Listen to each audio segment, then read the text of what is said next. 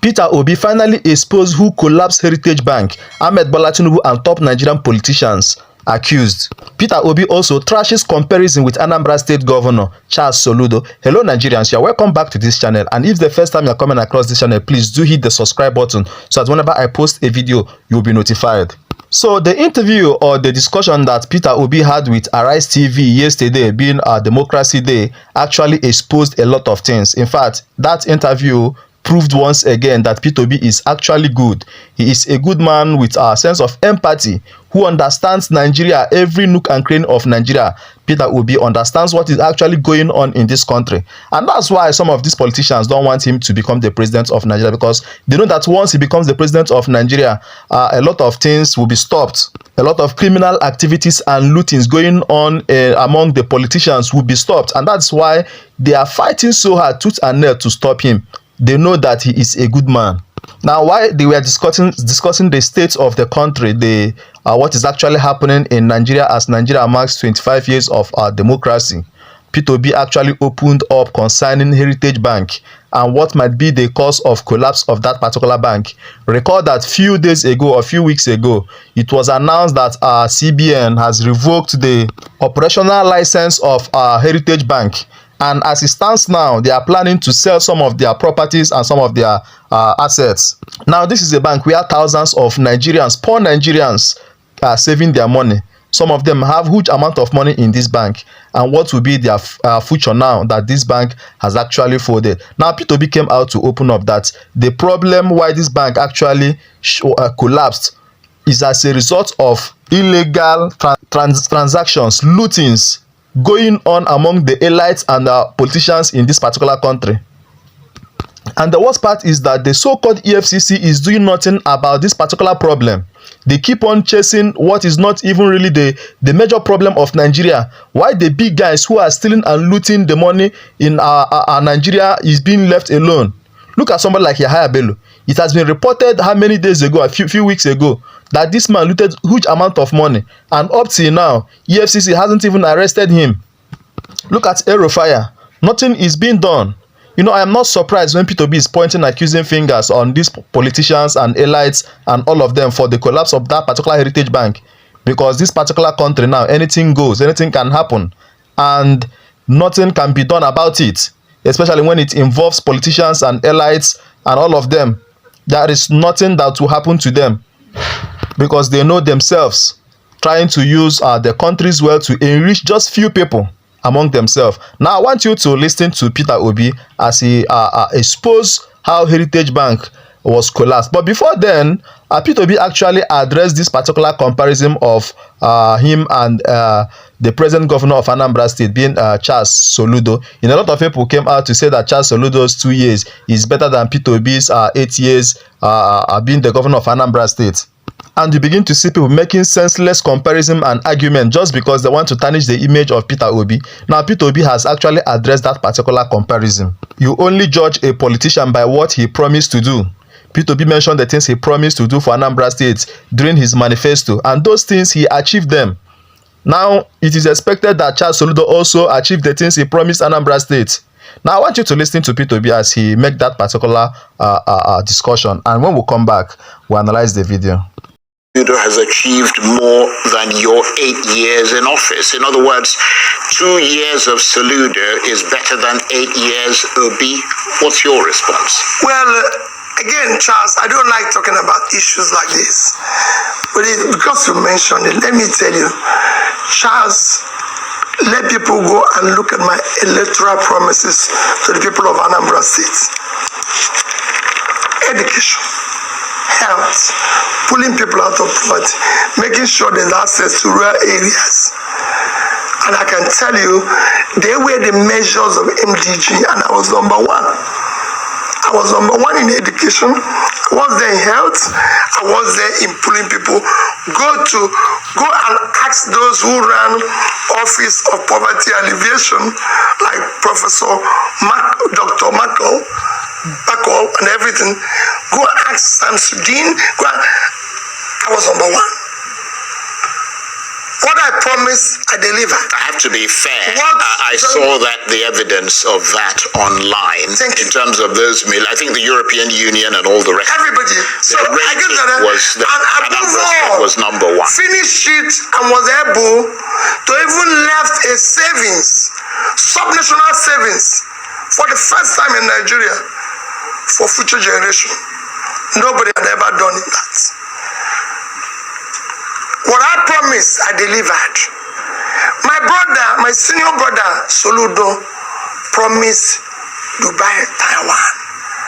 So until comes that, because you must stick to what you promise. When Anambra is now Dubai, Taiwan, he has achieved his purpose. I didn't promise that. What I promised, I delivered. And that's what I'm thinking about, what I'm talking. When I was talking about being president, I was saying things that is deliverable. That I'm going to do this in the north. We're going to make sure we'll go to the north and turn around the uncultivated land, do this. I wasn't feeling, I had what I wanted to do, and I would have started. Now, I believe you listening to him. It's obvious that people who are making those comparisons do not know what P2B achieved in Anambra State. Yes, P2B promised Anambra State that he is going to improve their educational system, which he did. It is clear to everybody. There is no doubt he improved both the educational system, the health system, and otherwise. He did wonderful work in Anambra State. Now, moving on from that, now let's listen to Peter Obi as he discussed the cause of a Heritage Bank collapse. And when we come back, we'll just issue. How dare you allow a situation at this critical time? So many poor people with their little savings have put it in a bank where I'm sure whatever caused them to collapse is among them came from the elites and possibly the top politicians. And you allow them to lose their savings. They even allow some big people and some big institutions to be able to get their money back and then allow poor people. I know a man whose entire life saving of 80 million is in that bank. He's worked all his life, he's late, his family depends on interest on that money. I know those who put money in community banks, microcredit banks, and office of saving institutions who in turn put it in microcredit Heritage Bank, and you allow it to collapse. They don't even know where to go to. I live in the village and they're running all over the place crying. When would this country start caring for the poor? That is the problem we have here, and we must deal with it. When you see this massive corruption going on, if it's not budget padding today, it is undisclosed subsidy payments, it is inflated contracts, and all sorts of things, which we should. So these are issues we need to deal with.